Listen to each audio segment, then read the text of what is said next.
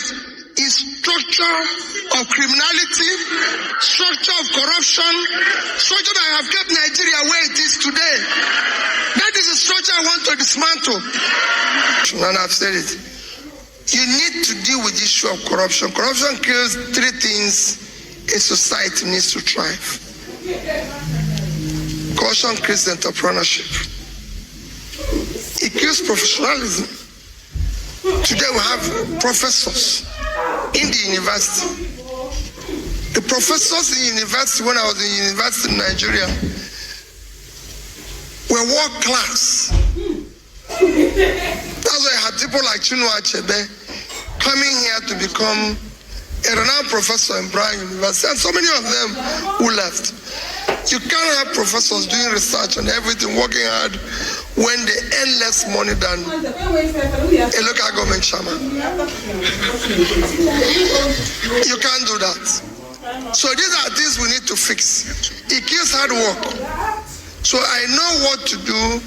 I promise Nigerians that if I have the opportunity, we will deal with the issue of corruption.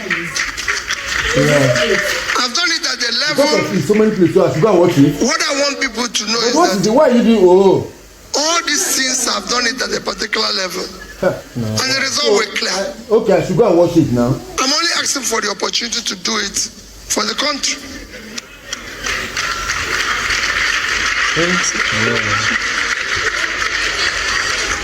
All right, the next one is from Odinaka Ezilbile. Please, if you're here, can you stand up? Odinaka, can we recognize you? She was with Columbia, or he or she is with Columbia SIPA. Are you here?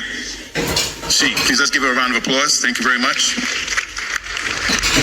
And she asks, given Nigeria's debt level, are you considering using debt for climate swaps as a debt restructuring strategy? Consequently, what's your energy transition plan for Nigeria? How will you invest in the power and avoid stranded assets? Thank you. I probably need to consult you about this debt swap. Well, quite frankly, when it comes to the issue of debt, I said that Nigerian debt is not as bad as most countries are. But it is very bad because we borrowed for consumption. There's anything wrong with borrowing. What is wrong about borrowing is what you borrowed it for. If you borrow for consumption, you're in a mess. If you borrow for production and investment, good. America as a country today owes over 80% of its GDP as debt. Here. In fact, soon it will be 100% debt. And this is the biggest economy in the world, 23 trillion. Yet their debt is huge. The second biggest economy, China, owes over about 50-60% of their GDP in debt. The third biggest economy, Japan, owes 230%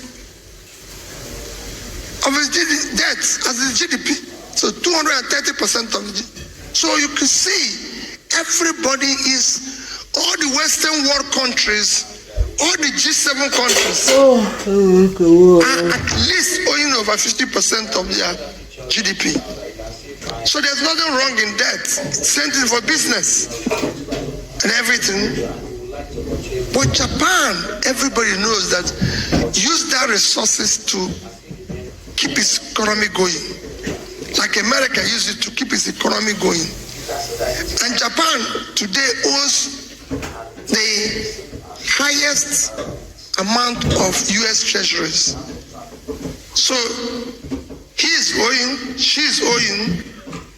If you go to her and say, you're owing, you will say, okay, here is where I invested the money and I can pay you small. You come to him and say, where is my money? He has chopped it. He has used it for...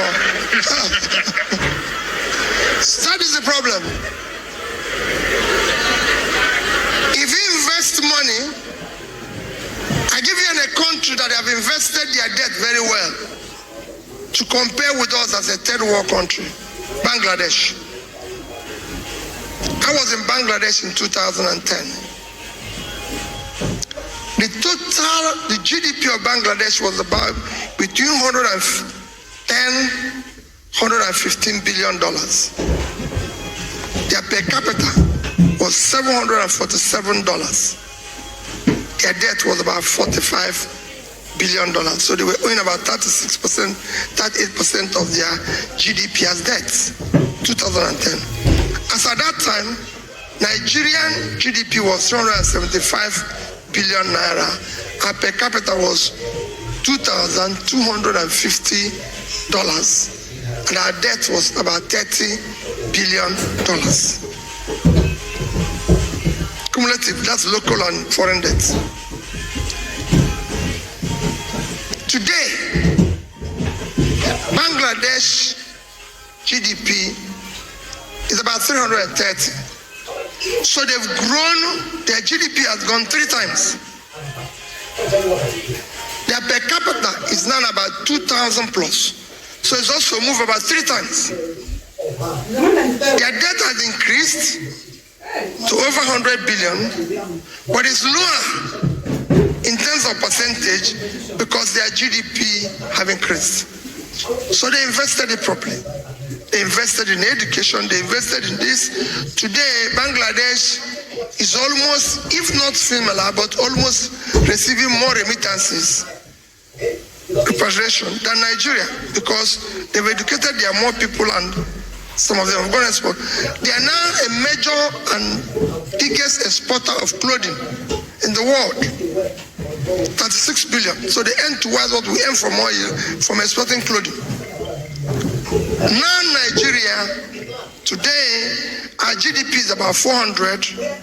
Our per capita is now about 1,908. So we lost about 12% of our per capita, and our debts have increased to about over 100 billion. So that money you borrowed, you dash it to your girlfriend. Sorry, girls, that's not what I mean. But you threw it away. You went to... Don't worry about that. I'm just joking. The money was thrown away. She didn't like that one. No. We're in America. We're not in Nigeria. You know why I did this? If I have a very good sister that I always cherish, if I want to annoy her, Chimamanda says something about women, then she would throw everything on the ground and attack me. So I was imagining Chimamanda being here and I said this. He would say me, why not dash it to the men? Why was he to So what I'm saying that you spent it. You consumed it. That's why it didn't add to your growth. I can show you 3 other countries. And that's what we're saying. Okay. Final one. Or 2 more? 2 more. Just 2 more. 2 more. So, somebody who's anonymous says, please tell me, Mr. Obi, you do not have a political backbone as your presidency. If elected, are you going to be bogged down in the legislature as your party does not have elected representatives and senators? No, it's not true. What do you have to say about this? Don't worry yourself. Whoever said it. What we're going to do, let me tell you. You get bogged down if you're doing the wrong thing. If you're doing the wrong thing, I was elected a governor in Anambra State. In the House of Assembly of Anambra State, I barely have maybe 1, if at all, as a member from my party. No senator, no House of Rep member, no local government people came from my party. And I was governor and that succeeded. Once you do the right thing, nobody will know how to deal with you. Those things becomes problem when you're going to do the wrong thing. I'm not in this business. And I say it with all sense of responsibility. I do prayers 24 hours a day. God, do not allow me to dash the fate of the young ones in Nigeria.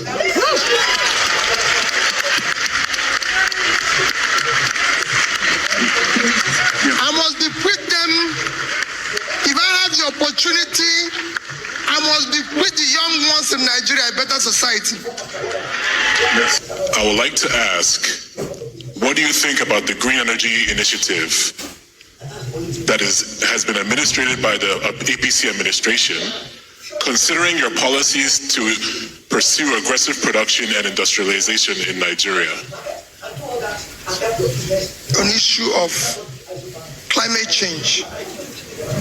We're going to deal with it. We're going to give it attention. But these things are not as important as securing the people, because you can't be talking about climate change when people are taking cover from bombs. You can't go to Afghanistan or Somalia and be talking about climate change. We have to be alive first. Then we deal with the climate. We'll talk of climate change. But we are going to consider everything. All right, we have one more question from, her name is Bolanle Sobuwale. I'm a British-born Nigerian who lives in the UK. I'm a child protection social worker, and I want to know what your plans are in relation to the safeguarding of vulnerable children in the society. This I can tell you, I will not have one child abuser, one sex offender, one rapist go free. The things I'm going to be aggressive about, and I will not allow one to go free. They must be punished by the law, and the law will be very, very stringent on them. This is not allowed, because it's important for the society. I salute you, sir. I know you're going to do all these things only when you get there. How can you secure the vote? How can you stop rigging that Nigerians are known for? Thank you, sir. In all this we did today, even when you cannot vote, it could be a strong voter support, advocacy, because those people you are sending money to are voters. Those people who are not sick that you're sending money to, those your parents that are working hard to be able to pay your school fees, this is the time to tell them you have to do the right things. So it's important that they know that what we are doing is the right thing. We cannot continue to do this. The country cannot continue to go the way it's going today. We must stop it. Your country is collapsing. It's going down every day. We are now among the most terrorized country of the world. We are now among the kidnapping capitals of the world. We have the highest out of school children. We have overtaken India in infant mortality. The list can go on and on and on. It is you that will stop it. The reason why we have all these problems is cumulative effect of leadership failure over the years. And this is the time to stop it. So the election will not be about tribe. No. Don't vote for me because I'm from Southeast, I'm an Igbo man. It will not be about religion. If you go to the north, it is not safe. They don't buy bread cheaper. It is not about religion. The Northerners don't buy bread cheaper. The Muslims or Christians, nobody buys bread cheaper. Nobody have an interpreter resistance. So it should not be about religion. It should not be about my turn. It's nobody's turn. It's not going to be it's not about anybody's turn. It's not anybody's turn. So it is not it's not a chieftaincy title. It is not this thing. It is about the election. it will not be about connection. It will not be about connection. These are the processes they will. When people tell you that Peter Obi doesn't have structure, let me tell you, the structure that I'm talking about is structure of criminality, structure of corruption, structure that have kept Nigeria where it is today. That is the structure I want to dismantle.